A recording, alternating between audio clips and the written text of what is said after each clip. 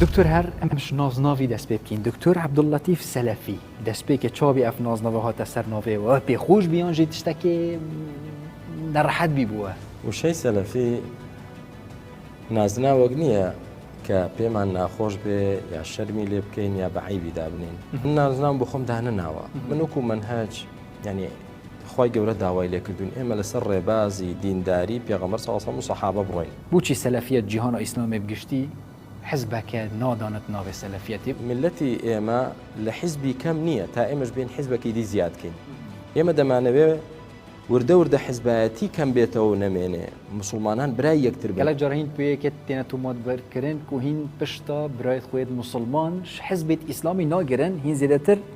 ڕێکا دەسەڵاتێت گرن هین چ جارە بەحسێ دەسەڵاتێ ناکەن ئەمە تۆمەتێکە زۆر جار ڕوبەڕوومان دەبێتەوە بە ناحەق لەلایەن ئەحزابی ئیسلامی واقعەکە وا دەبینن مشکلەی گەورە دەسەڵاتدارە ئەو فلان کەسە لا بچێ یەکێک لە خۆیان دابنن مشکلە هەمووی حەل دەبێت شێوازی چارەسەرکردن بەو دوو ڕێگایە نابێت کە داعش کردی یا ئەو ڕێگایی کە ئەوان دەیکەن هاندانی خەڵکو و یعنی مزاهەڕە و چارەسەرەوەی ئێمە تەوعی خەڵکەین